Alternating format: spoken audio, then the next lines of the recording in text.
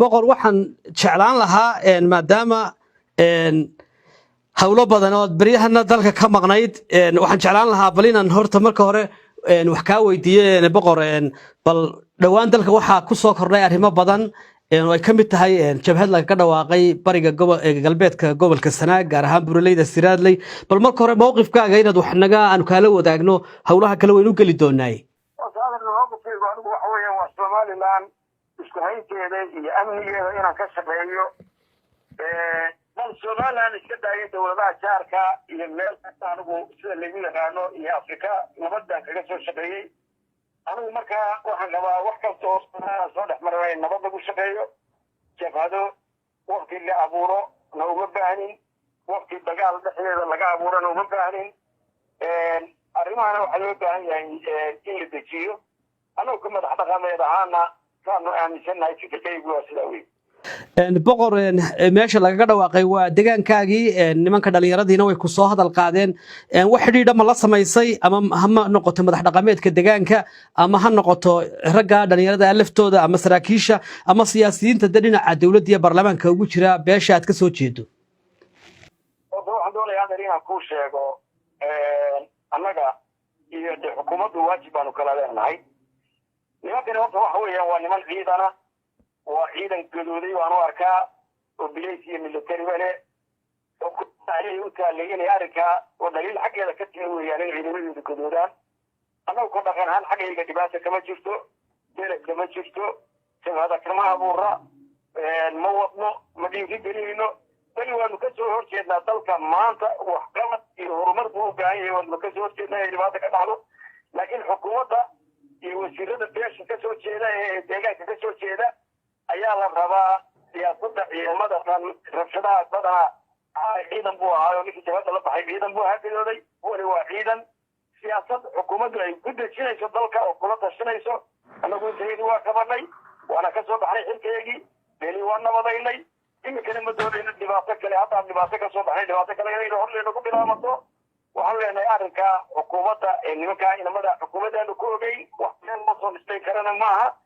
xukuumaddii oo jabhada ka dhex dilaaceen weeye iyadaanuna wixii aanu ka qaban karno annaguna diyaar baanu nahay xukuumaddana laga rabaa ciidamadeeda inay kasbato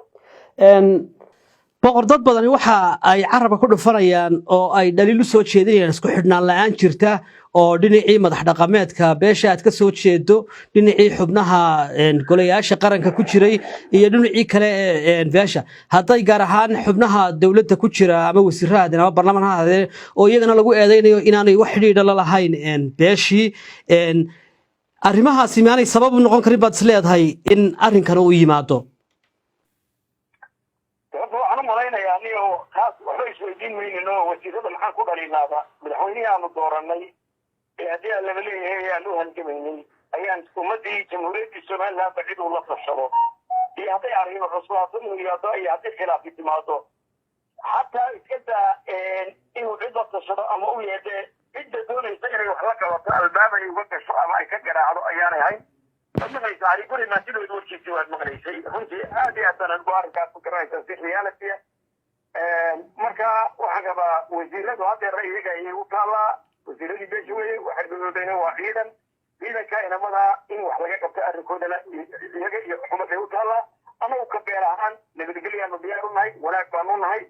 wax dhibaato ah inay nagu timaado maanta shalay baanu dalka nabadgelye ka dhalinay dib kale inay meesha nagu timaado ma doonayno xukuumadduna waajibkeeda ha qabsato annaguna wax alla wixii wax lagaga qabanayo ee soo dhaweynana diyaar banuuna boqor waxaad carab ku dhufatay in wasiiradu aan eed lahayn madaxweynihii madaxweynaha haddee raggii soo doortay ee aadka ugu ololeeyay baad ka mid ahayd maxaa u hor fadhiisan laadin haddii cadaalad darra jirto ama maxaaday beesha ka soo jeedaan wax ka cabanaysa ila shalay iyagaa keenay oo raggii hormoodka ahaa ee maxaa ahayday calanka lulayay baa weliba beesha waxa lagu xamanaya in iyagu madaxweynaha horboodayeen haddii wax laga tabanayo ma qarankaa loo duminayaa miyaanay in isaga uu lagala xaalo ilay waqti 5 sano abuu haystaaye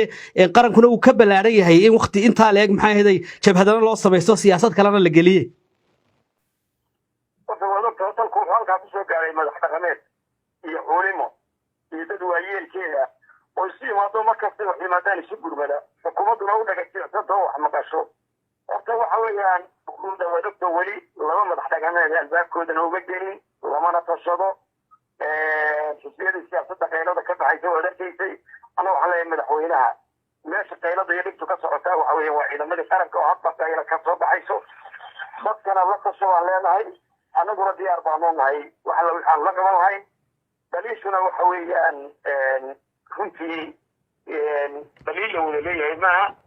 shacbiga xaggiisa kacdoo ka bilaabmay hadda ma jiro tabashaa jirta inamadu tabashay sheegteen tabashadu inamadu sheeganayaana in wax laga qabto oo haddii aan laga leeyahay laga fuliyo waanu qabnaa inaan arrinkaasi halkaa dhaafin halkaa lagu damiyana waanu qabnaa si caqliyada loo galo si somaliland dhaqanka ulahay boqor meesha aad ka soo jeedaa 2 sano iyo bar bay kasii maqantay talada dalka 7 sanana gacantay ku haysay xilka dawladnimo iyo madaxweynenimo Axmed Siilaayo beeshaadood boqor u tahay baa madaxweyne ahaa arrinkii yaray wabare galbeedka marka laga yimaado gaar ahaan beesha dhexe ee Rashid Isxaaq idinku may kicin miyaanay arrinkaasi lafjab idinku ahayn magac xumana ku ahayn beesha aad ka soo jeedaa inay maanta jabhad samayso oo ay ninkay shalay soo doorteen jabhad ku samayso hadalkeed malowba ku dhaafaya beeshu waxba ma samayn beeshu wax alla waxay samaysay ma jirto laakiin waad arkaa ciidamada somaliland buu hoday marar u goostaan haddii aan laba leeyahay beelo kale oo ka horreeyey oo haddii aan laba leeyahay ciidamo ka horreeyay jamaadaha rag saraakiil hogaaminaysay baa jiray dac walba way dhacdaa maaha beeshu iyadu xukuumadda hataa ilaa hadda anigaaba laga yaabaa inaan dhaliisha sheegay xataa madax dhaqameedka kale beeshu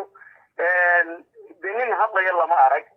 aniguna waxaan u hadlaa oo qayliya arrinku markuu dhow yahay wax laga qabto madaxweynaha dadka wax la tashaanu leenahay marka anigu waxaan leenahay anagu ka beel ahaan mucaaradna ma nihin haddaanu wax tabanaynana waxa weeyaan si nidaama oo wadada loo maro waanu naqaanaa dhaliisha iyo wadahadalka iyo mid walbana toosinta ayay ku jirtaa beel ahaan anagu wax mucaarada iyo wax jabhada aanu la baxay ma jirto baa waa inama ciidamadii ka soo gadooday ciidamada aniga in la xalilo weeye haddii la odhanayo haddii aan laga leeyahay dee inanka cadhoodaana dee beeshu doonuu ka iman karaa somaliland wayna dhacdo beel aanay ka imanin oo aanay inama ka cadhooni ama aanay ka degin oo la celinin dib ma jirto boqor haddaan kaa dhex galo dad badan waxay isweydiinayaan waxaan gobolka sanaag dabada ka wadaa gobolka sanaag marag la-aan baa haysa sanaag uunbaa arrimahan dibudhaca iyo colaadaha iyo jabhadaynta iyo waxaan ka socdaane gobolkii sanaag maxaa ku dhacay marag la-aan baa haysa dad baan isweydiinaya colaadaha ka socda waad ogeed dhowaan deegaanka Ayuube heshiisyaa lagu galay waad ogeed dhowaan maxay caaraa la soo celiyay waad ogeed dirar weyne dhibaata ka dhacday ceelaf weyn dhimasha ka dhacaysa meesha marag la-aan baa gobolka ka jirta marka hore waxa weeyaan horta rag la-aani kama jirto muhiimadda jirtaa waxa weeye dadka waxaa lagu hayn karaa waad ogtahay mashaariicda oo si siman loogu qaybiyo khayrka oo wada gaara ummadda dawladdaana rabaa inay barnaamijyo samayso haddii aanba la doolayn inay shiikh xaggaa wax ku dhaafaan oo haddii aan laba leeyahay mashaariicima dhaafto dadka waxaan mashaariici ma gaarin abaarigu wuxuubaa ku dhacay shaqo la-aan baa ka dhacday tahriib baa ka dhacay marka waxa weeyaan dadkuna waxa weeye wax garadayaan oo laga yaabay inayba ay gobolada fande hargeysa ay noqotay in dadku kusoo wada yimaadaba oo culaysku kusoo dhaco marka waxaan odhan karaa anigu meesha waxa weeyaan dawladnimada in la gaadhsiiyo oo la fidiya baa ka maqan oo dawladnimadu sheekh dhaafto oo mashaariicdu sheekh dhaafto oo dalka loo simo khayraadka loo simo taasna xukuumadihii u kala dambeeyey kanba maahe halkaa ma ay dhaafin tan inaan filayna inay dhaafi doontana muhiimay dhaafin boqor waxaa lagu tirin jiray boqor qaaradda Afrika oo dhan boqor u ah marar badanna dalalka geeska Afrika nabadeyn ka galay tusaale ahaan Allah u naxariistay madaxweyne Cabdilaahi Yuusuf Axmediyey iyo Cabde Muuse Xirsi waad ka ololeysay waliba jaamac Ali jaamac arrimahoodii xilligii 2001 markii dagaaladu ay ka socdeen ninna gaalka ay soo fadhiistay ninna intuu qardho soo dhaafay ceelaf weyn yimi adiga iyo Sultaan Saciid Sultaan Cabdisalaan Garaad Maxamuud Cali Shire ayaa ka ololeeyay oday nabadeed baad ahaan jirtay imikana aad tahay arrintan maxaad ka galaysaa imika ee lagaaga tala galaa Soomaalidu waxay tahay maqadashaada ogol baa la qaaday anagu dee siyaasiyiin ogol inaanu la shaqayno oo talada noo dhiisaanu heshiisiinayni oo nagu kalsoonaaday ama xaajadoodan wax ka bedelaynin laakiin inay tii suu dhuran tahay oo haddii aan labaleeyaan cidda talada wax ka siinayn inay ila aragtana aan diyaar u ahayn dee waxba lagama bedeli karo mushkiladdu waxa weeyaan dadka aanu la geli karaynba kala ay kala fikrada kala caqliga kala waxa maqala marka anagu mar walba waxaan jecelahay xukuumadayada inaanu la shaqayno waanu la shaqaynay hawlaha toban kale weydo dhan inaanu qabano nabadayntii oo dhan waanu soo qabanay dadkii waanu heshiisiinay waanu ka shaqaysiinay mushkiladda ka taalaana waxa weeye hadda waa ciidamo anagu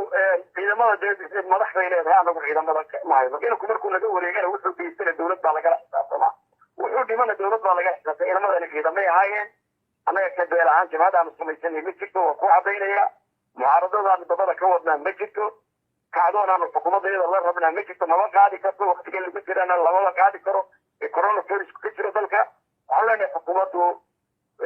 maalintii hore caare waxaan dadki ku talagalnay inaanu la xalilo 4 inan baa la socday dowladda heshiiska inay ku jirtay diiday way ballaaran